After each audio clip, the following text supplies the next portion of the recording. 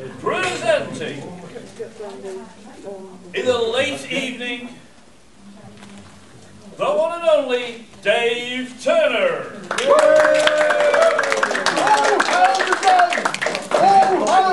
I'm Dave Turner. I'm actually in the Facebook group called the League of Dave Turners. It's just Dave Turners. Oh, I can even do that for you. Look at it, the League of Dave Turners. Thank you. And hi everyone, thanks for inviting me to this. Full disclosure, this is the first time that I've been here, obviously. The first time I've done something like this, and really only the second convention I've ever been to, and the first one was an accident. I lived near Milton Keynes, and my wife, my girlfriend at the time, now my wife, said, let's go shopping there Saturday morning. Okay, yeah, let's do that. And so we drive over there, and we go into a side entrance, and my wife goes, that guy over there, yeah, looks just like, the estate here. It looks just like Heroes made in the TV series Heroes. I'm like, no. So I went, it is Heroes made from Heroes.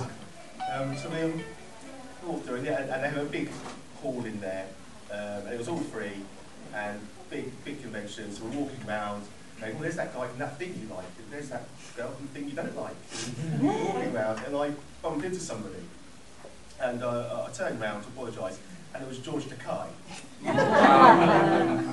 So I apologised, it was very sweet. We swapped phone numbers.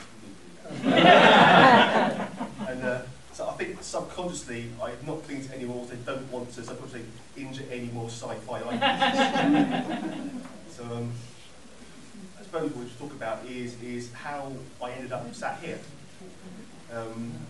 And people sort of asked me in the past, did you always want to be a writer? And I can remember the point that I wanted to do something like this and make up stories.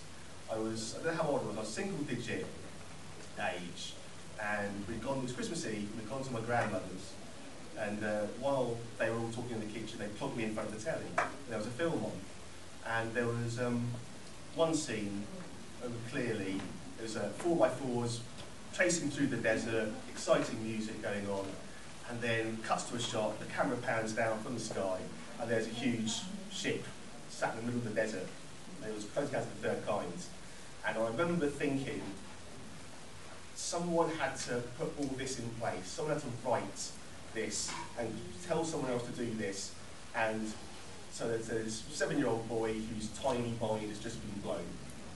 And at that point I thought, I want to blow tiny minds. And so that's kind of where it started. I started writing what would be probably be this kind of bad fanfic in this day and age. And luckily my parents didn't understand the rating systems on videos. So I was from the age of 10 onwards watching Aliens, The Terminator, more bad Aliens bad fanfic. A lot of that stuff about aliens landing in the market square where I lived. If you're a fan of Marillion, their song Market Square Heroes, it was the same Market Square. So carried on doing that, but what I also enjoyed doing was writing jokes, making people laugh. There were two separate sort of hobbies I had as a young child. Then one Saturday morning, my mum went, I watched this thing last night. Mum's always involved in this, isn't she? I watched this thing last night I think you'll really, really like. It was like a spacey thing, and there were jokes in it. I think it was called Hitchhiker's Guide to the Galaxy. And I was like, that sounds good. So I went out that morning and bought a copy of it. And I read it voraciously. And then all the others that we learned at the time. And I realised that you could take the two and combine them. Carried on like that. I carried on with the jokes. I remember I was 9 years old, and the Sunday Express, when it was still a newspaper, used to run a little. I can't remember the guy's name. It was Michael someone or other, and he had a column in the Sunday paper, Sunday edition, and he always had a bad joke. Sort of section. That's it, Michael Watts. I used to work for him. Did you? Oh, I've got a chat later on. Very long time. And he had writing with a bad joke. You got published, you got a crisp £1 note. And so I wrote in, and one day it was published. I can't remember the joke. It was in the fly in my soup genre. That's as far as I can get. And I'm still with that pound note at home now. So we then ended up, as a teenager, making videos with bad, low-budget sci-fi videos with friends who are doing quite well now, actually. One's in San Diego making pop videos, and the other is do something in computers for a special effects company. I don't remember which one. And then went to uni for about 5 minutes because I found that you had to go to lectures as well as go to the pub. So I took a year out, and that's still going on.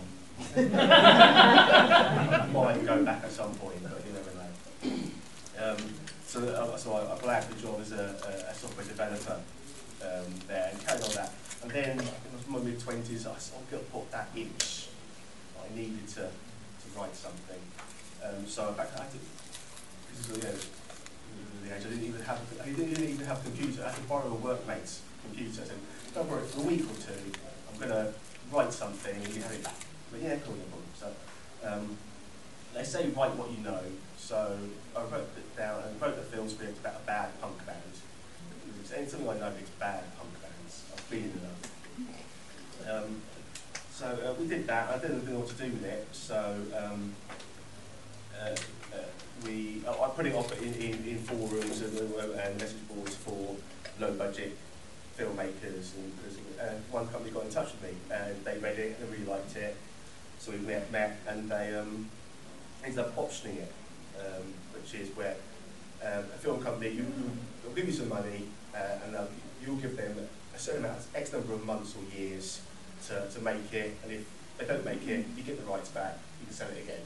There are people in Hollywood apparently who have spent entire careers just doing that. Never had anything made. Sell it, comes back, sell it again, comes back. And I actually optioned it for £1, which means that in almost 20 years, my rates were the same as when I was 9 years old. But that got sort of various interest. Another production company wanted to meet with me to talk about ideas. So the night before, me and my mate were sat in a pub brainstorming film ideas that I could pitch them. And then we got sidetracked and I talked about how football mascots fighting is the funniest thing on earth.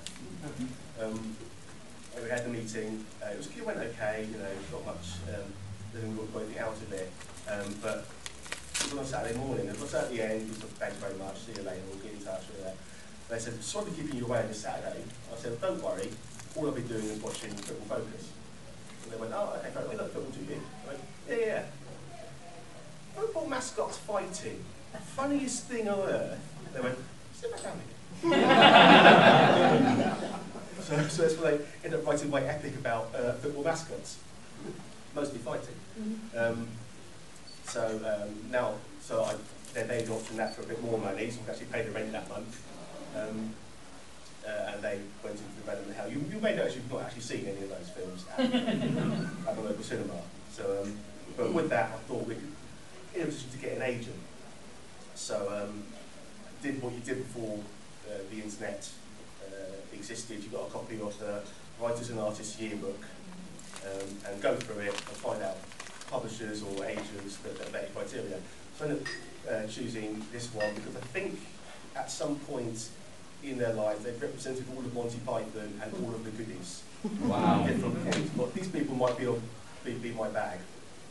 So I signed on with them for a few years, and then found out even bigger than that was one of them was previously an actor and had been Max Rebo in Return of the Jedi, the blue elephant who plays on Jabba's. I was like, why didn't you tell me this the first time we met?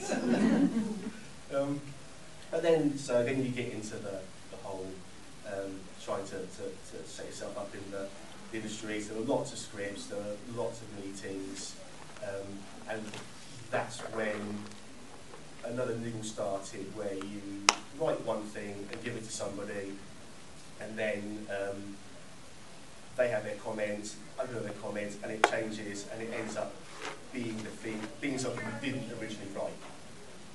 And that idea of keeping that ownership started to go in the back of the head there. And also, there was a writing for the market industry issue as well. I remember one producer said to my agent, "We love Dave's style in his writing, but can you write something less weird?" I think that was probably after they read The Four Horsemen of the Apocalypse Flatshare sitcom. So, yes. But there were other things as well. You know, people like my stuff. You know, I got shiny awards for short films that I'd made and scripted, and you know, you have to think of, I know I'm okay at this. I can do this. Let's see what we can do. You know, out myself, and I said with my friends and stuff. So we decided to do something together, something where you can use all the different. By now, you know, you had Twitter and Facebook. That was all existing. There's different mediums that we can use. So I sat around thinking, how can I write something about the human condition and make it funny? And it came to look at, well, how can you look on from the outside on it? And that's when the idea of death came in, because he's the ultimate outsider. And I then worked on that. And one thing I then did was set up a Twitter account for him.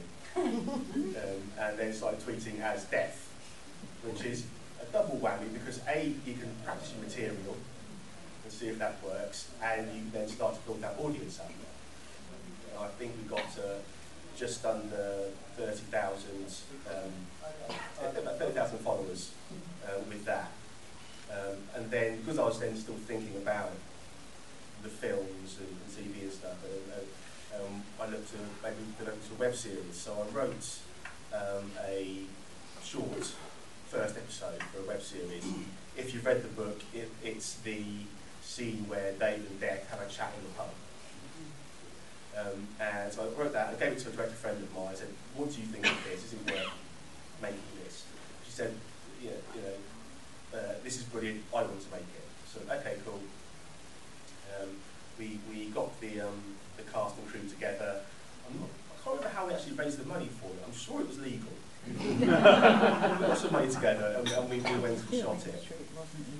And it did really good. The worst part about it, you know, it's hard making short films like that. The worst part about it was there was one scene where the main character, they go to the main character and his corpse are in the same shot with them.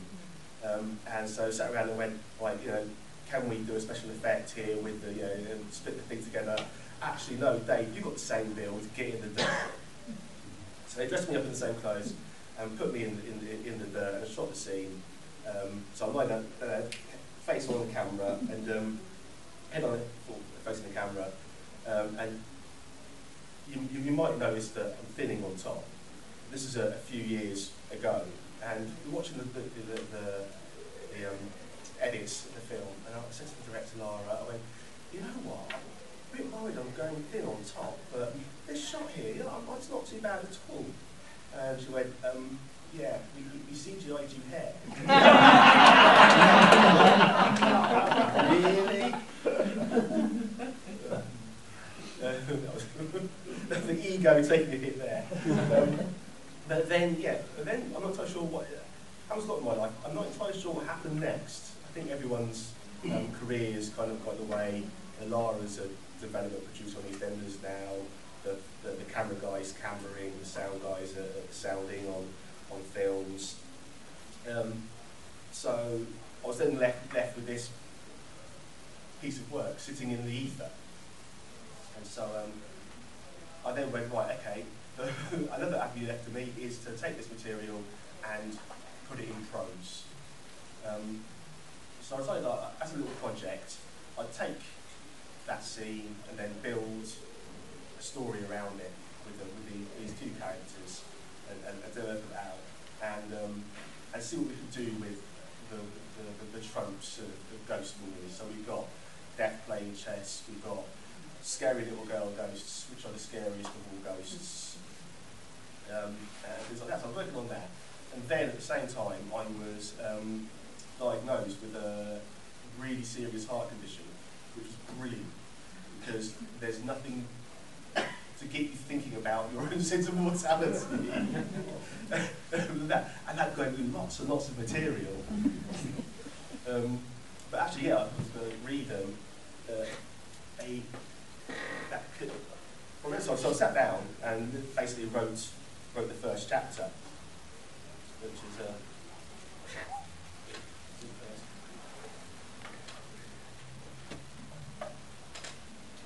Death watched the city sleep. He gazed down at humanity's globe from the top floor of the office block, a sleek and rusting tower made from glass, chrome, and undisguised wealth. He was waiting. He was good at that. He checked his pocket watch, a gift from 3 old friends. Crafted by Patek Philippe and Company in 1933, a movement as complicated and precise as the dance of the stars that he had counted for millennia. Sometimes, as he gazed up at the night sky, he wondered if the universe was some kind of in-joke that got out of hand and was working up to an awkward punchline. He briefly explained his theory when he and Einstein briefly met. Nice guy, good hair. That was back in 1955, and Death had not seen anything much to change his mind. He didn't know how long he had existed. He thought he remembered the dinosaurs. An asteroid killed them, hadn't they? Was he there, or had he read it in a book? All he was sure of is the sort of thing that happens when you live in a world without Bruce Willis. Then humanity arrived. They loved, they fought, they died. He'd seen the worst that they could do, but he'd also witnessed them at their finest, and he loved them for it. Their compassion, their bravery, their wisdom. The Billy Joel album, An Innocent Man. Cake. Especially the cake. He took his mobile phone from the fold to his cloak and dialed the only number in his contacts. Did I make you, Anne? The groan at the other end of the phone answered his question. Who would win in a fight between Bruce Willis and Billy Joel? I mean, Billy Joel used to be a professional boxer. I think it'd be a bit tasty. No, I don't know who would win in a fight between who would win, but the fact that we're even discussing this at 2:30 in the morning means I know who the losers here are. What do you want? Today's the day. Are we sure he's the one? You should know that death isn't allowed to doubt. Are we sure? Yes, Anne sighed. There are portentous skies. I haven't seen them like this since Beelzebub was defeated. I'm sorry, who? Satan, Lucifer, Beelzebub. You mean Beelzebub? Yes, Beelzebub. Repeat after me, she said. B, B, L, L, Z, Z, Bub, Bub, Beelzebub. That's what I said, Beelzebub. You're an idiot, she said. Shouldn't you be working? I will be. Stockbroker, heart attack. Another one will tell me how much you regretted spending so much time here. They never bloody learn. How are you going to play it? Death drummed his fingers against the window. He stood his options. Old school, I think. He heard a thump from the office next door. I've got to go. You should get some sleep. Do you think? Sarcasm's the lowest form of wit. Oh, is it now? Touche. Death switched the phone off and looked again at the infinite blackness. This was all created from stardust, born in the furnace of a long dead sun. Humanity, Earth, a city below, that stapler on the mahogany desk. One day, the sun would expand beyond the realms of the inner planets and consume it all with a burning belly. It was a shame. It was a really nice mahogany desk. He glided through the wall into an equally splendid office next door. A well-dressed, yet confused middle-aged man looked down at his own lit body. The dark figure stood in front of him and whispered 3 little words. I am death.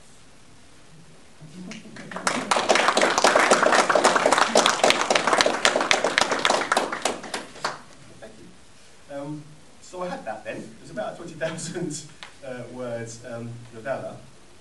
And I realised that for logistical reasons, I couldn't take that to a publisher because it wasn't long enough.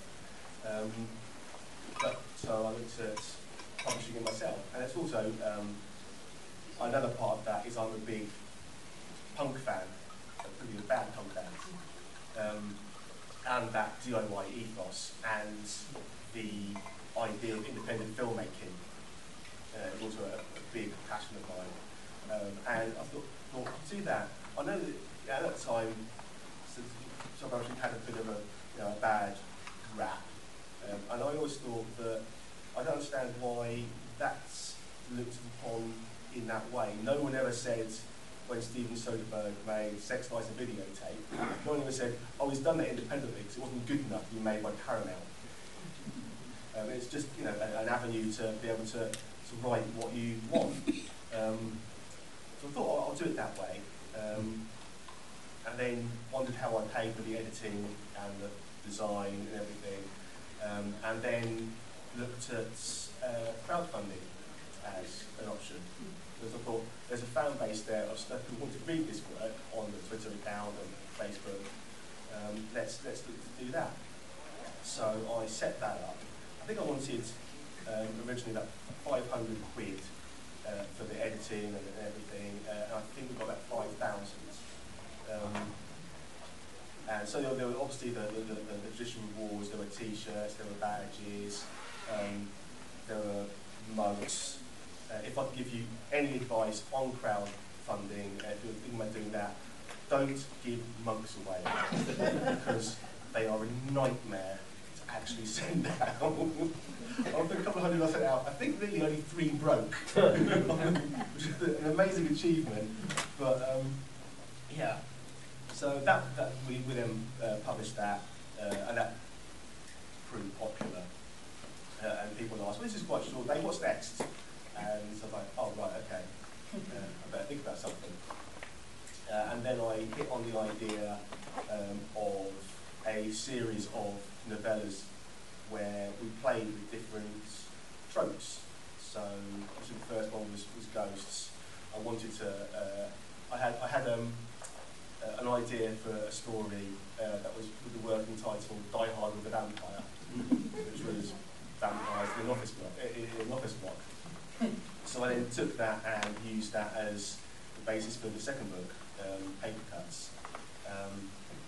And then the third one, Old Horns, plays with zombies, and so on and so forth.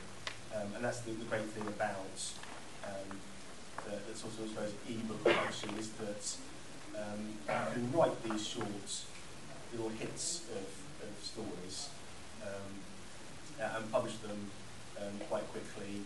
And people are happy to read them. They're great for, you know, commutes, and you don't have to worry about the cost of publishing a paper version of it.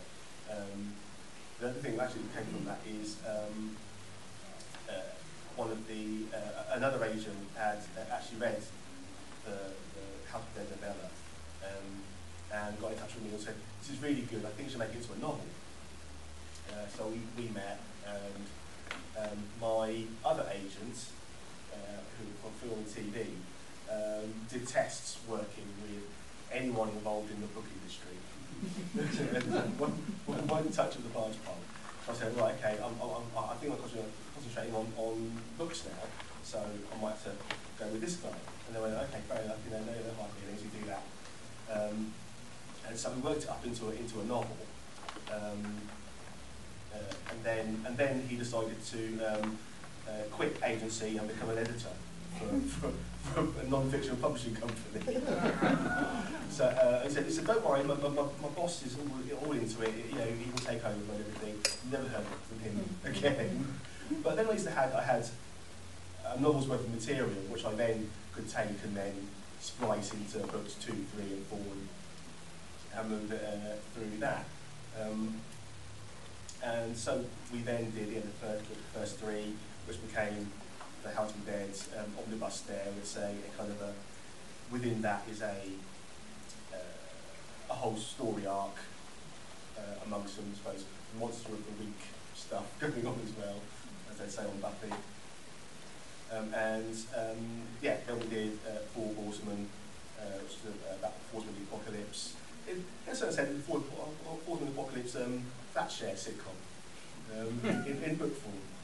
And then at the end of last year, we published Near Life Experience. And so we're looking now to obviously get the next one done for that.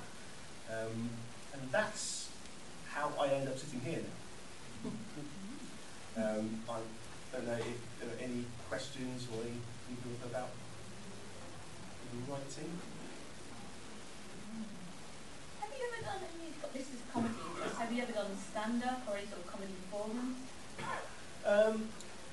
No, I never have. I've been asked that before by someone in the pub. But it's, I like the idea of sitting there and honing it. I think it might have been Douglas Adams who said, you know, a wit or something funny is someone who will say something funny there and then. A comedy writer will go away and come back with something 3 times as funny. If you give them that time, and they've got that skill to do that. And that's always appealed to me, the idea of creating it that way and then bringing it forward. And literally sort of have other people telling those stories. And I enjoy the jokes being a part of that story and being part of the narrative and making it work that way.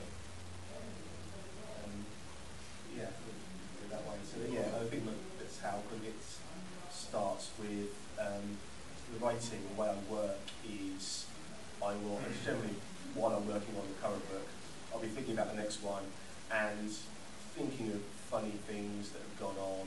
I could go on in it and what I think are cool scenes and write all these down that way.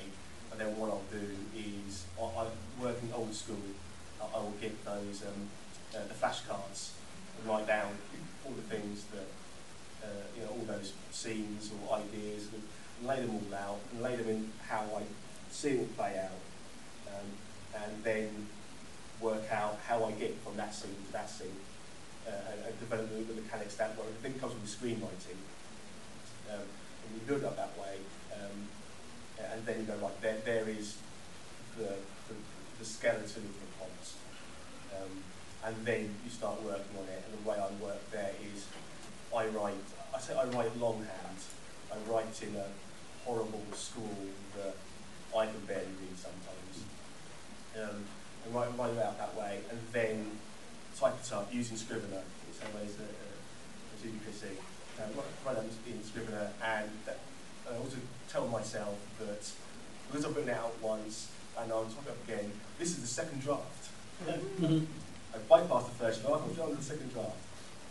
And write out that way. And doing that, you'll then obviously have the idea, you can find out what it's all about really, and you can work out the structure, and obviously you can move things back and forth and build that structure until you've got it. And then there'll be another pass. I use something called, it's really good called Pro Writing Aid, which you stick the stuff through it and it will suggest changes to the plot and everything. Also to the sentence structure. And we're going to such changes to the plot. Do it this way. And then go through that way, and you can then simplify your verbose urges and end up with something tighter. And that will then go to my editor, who will go through it. She does a sort of hybrid copy editing, proofreading, and going, Dave, what does this mean? This makes no sense. Change. And then one good thing of the way of working through indie publishing, I have a group of readers who I can, the sort of the street team, who you can then send them the latest draft of that. They'll then read it, feedback on it. You do one final tidy up, and then you can release it into the wild. And they'll also leave reviews for you on the first day as well, if they're good. Yeah, that's structure there. Do you read much yourself nowadays, or are you too busy writing? I normally do. I've been really bad this year, because everyone has. I think I mostly finished Childhood. I'm trying to do the classics. I did Childhood's End this year, and I'm having my 6th attempt at Dune. Because I absolutely love Denis Villeneuve, who's done the film.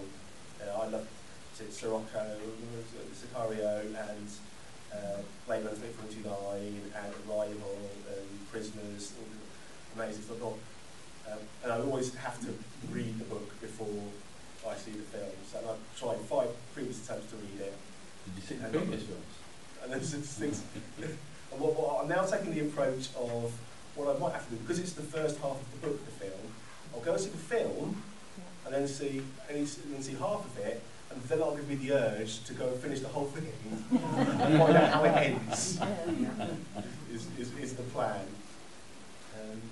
But yeah, but previously before that, I also had in the previous role, I was which job I was working in London, so I had a commute down from Buckinghamshire to Canary Wharf. Oh. So that was lots of reading time, and got through whatever you do. So who would you say your influences are? Douglas Adams is probably the big one from when I discovered him. People who have read the books, I've read a lot less Terry Pratchett than people think I have. Which is a bit of a worry because I end up making sure I haven't done a similar joke or anything.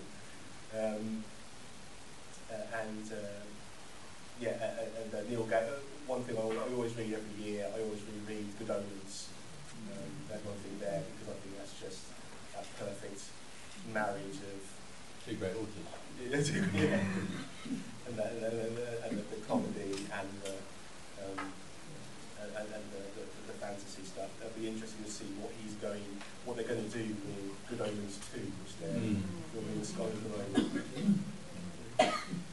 You mentioned Terry Pratchett. When you started Treated as Death, did you get any adverse comments from Pratchett fans? Well, that's the thing that you get, and also because I do a lot of advertising on Facebook, and the best working advert on that is a small snippet of the novel. There's a funny bit that says, well, let's put that up there, and that works really well. And you get the odd comment of people saying, oh, shouldn't he be speaking capital letters? But no one's ever gone, oh, you massive thief, Turner. Because they're 2 different personalities. My deck is, he's been around the block a bit, he's been, and as we say, in this world, and he's a lot, I suppose, become a lot more human. It has a different disposition. People seem to understand that, because it's a technical stuff we'll talk about tomorrow as well. But obviously, we're saying with those Facebook adverts, you can target them to different fan groups, people who've liked Neil Gaiman pages or Terry Pratchett. I've always avoided the Terry Pratchett pages in case that happens. And I've just started doing it quite recently, and it's been nothing but positive.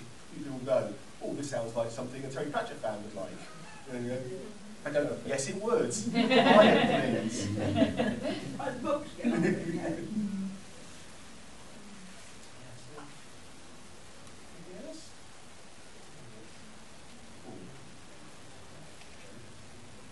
So we know what Death's favourite biscuit is in the books. What's your favourite biscuit?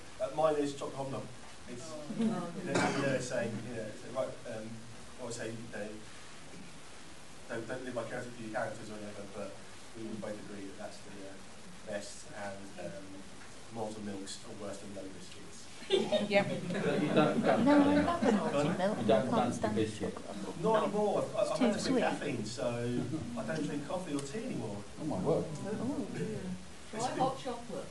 Oh yeah, that might be too much chocolate. Is that possible? No, There's no such thing as too much chocolate.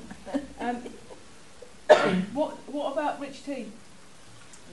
Oh, lovely. Just bland. What is it called, rich tea? Still Because got half no one a ever bottle. takes a cup of tea and goes, oh, that's rich. Yeah. It's strong. It's a strong tea biscuit. Yeah, it's like this in my house. My wife's a rich tea supporter and digestive, and I just think she needs to expand her horizons more. Try Garibaldi. They're too sweet as well. Have you felt like writing any serious Big pun.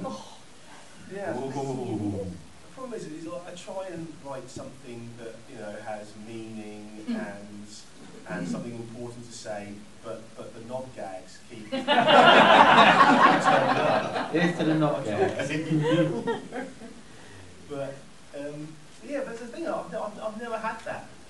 I think it goes back to my serious childhood problems with my ego. Was I just really like making people laugh. And that's just like just when someone tells you that was a really funny thing there, that just really works for me. In fact, there was one. I'll keep it sort of in my desk drawer where someone wrote to me probably about the time of Old Horns, I think, the third one, and it basically said that her friend had terminal cancer, and they read the books together, and it was absolutely brilliant. They had this way of laughing. Well, it was unique. In the books, you never laugh at death; you laugh with him, and they found sort of a bit of comfort in what they were reading. And she wanted to write and thank me, which is so I keep in my desk drawer. In fact, I reread it a few days ago because I was having a bit of a struggle trying to get some stuff written. I remember that. Remember, people read the stuff and they think that about it. So let's keep plowing on. So yeah, there'll be a few more How to Read Dead books.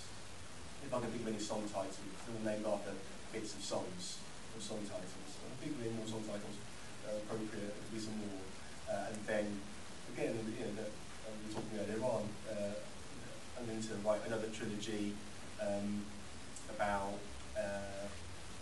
If anyone remembers the 80s TV series Dear John about the divorce support group, that but aliens stuck on Earth. Oh, wow. Yeah. So there are people. There are ones who are honest, who are spies. There are ones who have been exiled to and they just get together once a week. Just to, I think that can be quite melancholy, but no, the jokes are finding their way into the notes. Keep going with that. Are you going to throw in something like the difference between language?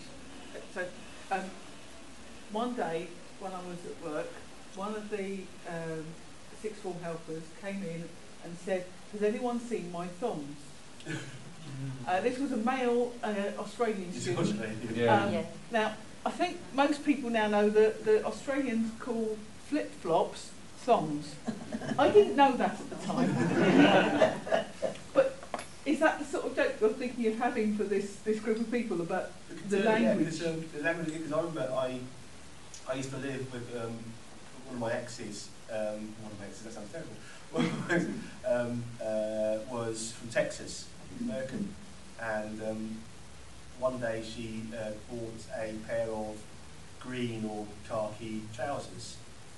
We went to the pub that night and she asked everyone, "Have you seen my khaki pants?" I said, "What, Christina? My khaki pants?" But yeah, I'll probably do some jokes about vegans and Vega. Yeah. Much to my daughter's annoyance that she's become vegan recently.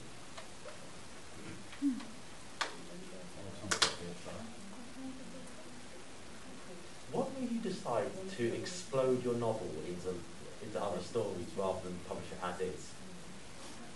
And then it's sort of, I think it was the fact that it already existed in one form as like that short story. And I know people do it where they'll take that, because you can do that now, is take that initial novella and expand it. And I'll be honest, I wasn't 100% happy with the way it was as a novel. And after that issue of do we sell it to people who have already bought the novella or whatever? So I thought we could take that, and I had the ideas for the other stories already planned when I was asked to write it as a novel. we take this material and just reuse it again and break it down and make 3 better things than one okay thing. I wasn't really sure how to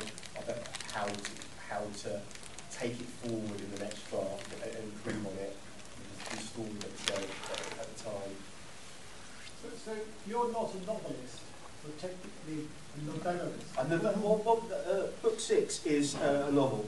So now I've done the 5 playing around with things. I'm basically run out of zombies and vampires and werewolves to muck about with. It's now moving into its own thing. So the last one was a novel, and there will be novels from now on. So I'm quite a novelist now since December last year. But that's the idea. You can produce these things relatively quickly and get them out there now, which is rather than the 2-year cycle if you went the traditional publishing route. Just 2 years? Well, yeah, so that was I think Ben Aronovich is getting them out about a year at a time at the moment, isn't he? Yes, but how long ago did you write them? Well, yeah, that's the thing, isn't it? Yeah. Very easy. That's they're on my shelf still as well. Actually, the last two of those I need to read. That's the most of the kingdoms as well. The industry now is I haven't got a very good bookshelf. My wife is very annoyed about the number of books I buy on the to-be read piles getting bigger and bigger. And now my daughter, she's 14, become a massive reader as well. In fact, she's really annoyed with the last one actually, because she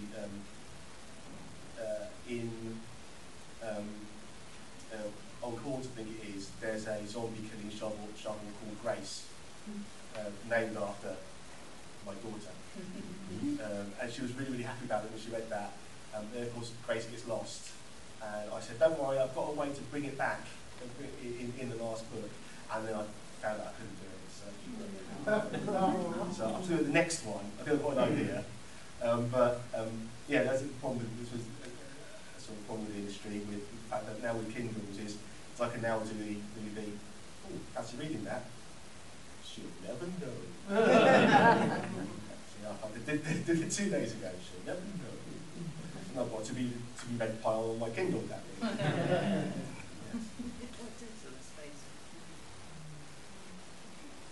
You're going to do a spin-off series about shovel? Maybe a kids book. Grace and Shovel. He's there for killing zombies. Oh, Terry Pratchett did too. He did, yeah. Yeah. That's true, yeah. And where's my cow? And where's my cow? My granddaughter loves Where's My Cow. She can recite it. She's 2.5. And she loves looking at Pratchett books. Get started early, isn't it? Yeah. One or two would be for that now. They're getting annoyed if I try and do the Buffalo and do the voices. Man, I'm 17. I do the voices, they're really good. Do you think how the skit that you had originally filmed came out very differently in the book from what it came out when you filmed it? That's a good question.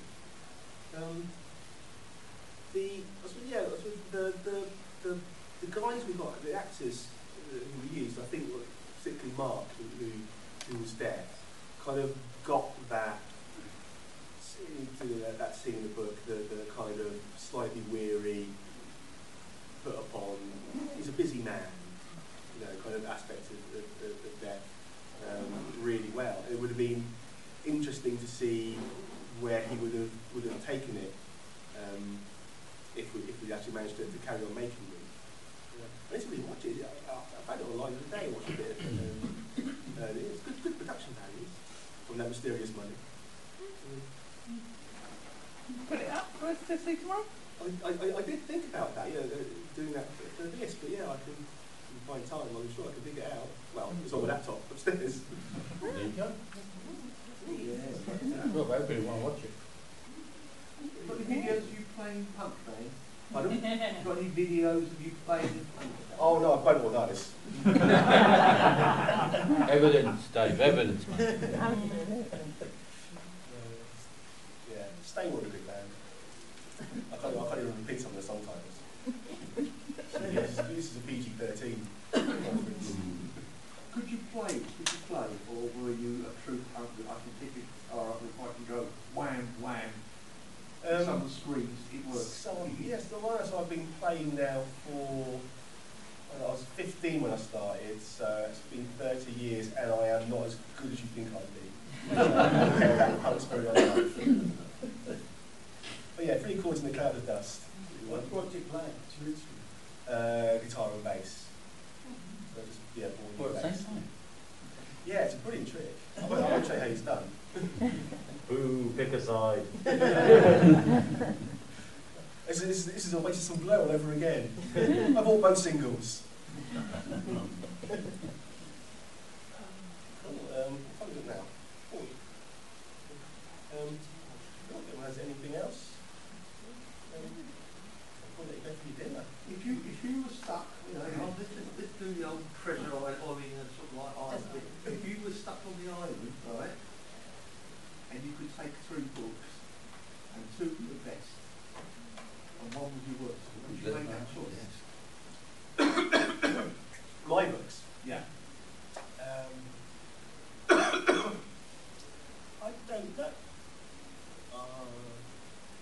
What I was saying was the worst ones, one of the later ones, you won't read it. Now, this is going really well. You don't have to give titles, it's just your own. There are an order to how well I think they turned out, or what I was trying to write, how to write it. And obviously after that period of time, like reading that bit there, the first chapter is I'd probably write that in a completely different way now, or it's a different way. There'd be some judicious editing going on. Something like that. I keep the Billy Joel joke. Shift things around, but yeah, it's interesting to see how you develop over the years, and you realising how you developed over the years. So does that mean you could choose 2 and say 1 would have to be immediate?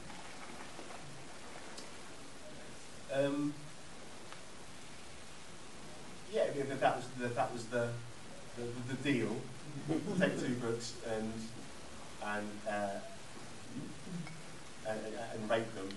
Yeah, I put anyone who could do that and understand self-analyse their work. I was just thinking, the reason I asked the question, thinking along the lines of recently lots of Indian film actors have actually been truly stating what their worst film role was. And sort of like even from more than that, why did I ever appear in that film? Well, it's an admission of, I suppose it's a self-analysis. Yeah, it's one kind, isn't it, when somebody made Jaws the Revenge. Yeah. Someone said, have you seen Jaws the Revenge? He went, no, but I've seen the house it bought me and it's very, very nice. There you go. I think the thing about actors bad down in film, they've got someone to blame. When you write it, Play the editor. I'm supposed to show you gave me, Dave. Particularly as an independent publisher, you really can only blame yourself. You can't say the publisher forced me to do X or Y. Well, yeah, it's sort of about it because one reason I wanted to do it was where I've been in a situation where I've had a piece of work that's ended up being something different. You know, a canon is a horse built by a committee, isn't it? You know? I said, well, I've written one thing, and people it's gone through drafts with different, producers, and it comes back, and you go, and you write it because you go, okay, I'll change that because that's how they want it, and they go, well, this isn't what I originally intended, and so, and you gain that when you decide to independently publish, and you're on the hook for it. But the other side of the coin is, if it sucks, then it was you, Dave. There's no one else to play there. No, Dave did it. You can't blame Which all one? Dave for everything. Yes, you can. You can try. You still got Dave's comments, Dave? Have you considered trying to get it made into a television series? Sounds like a series rather than a film. Yeah, that's something You that. shot the pilot. Yeah, we've got 10 minutes of work of stuff. Yeah, I've actually recently written a 30-minute pilot for that. I've literally just done the last draft last week, a couple of weeks ago. So I will be looking to see how I take that forward. I might be able to get back in touch with the agent who doesn't like books but likes film and TV. The problem is going back to him, going back to them with a sitcom about Death's office staff. Going, Dave, you said less weird. Actually more weird. But I know it's a different time now from then. Obviously with the proliferation of Netflix and Amazon, that sci-fi and fantasy audience, although they've accepted that sci-fi audience is there, there's a lot more that being made now. I think Good Omens was a big hit for Amazon, and so people are looking more for that stuff now rather than the office sitcom set in an office. It's a bit more fantastical. So so like that. Perhaps it's not weird enough. I'm going to add more weird. Yeah. God, isn't weird enough? Yeah. I'm going to Brainstorm weird for you here and now. got the whiteboard. That's easy. Yeah. There's no limit. But you should see the composite character we came up with about 5 Armadacons ago. As the heroes. Was he the villain? No. Yes. Yeah, Pat is there. Yeah, oh yeah. And He involved with yes, a purple spandex Man-King, man-king. yeah, purple Yes. Man-King. Mitty Oh, Mouse yeah, yeah. poison Mitty. And we need a model for that. That's right. Have you read any of this? No, they are quite fun. And I think from Kindle, the first 3 years. And I've now got 4 Thanks everybody.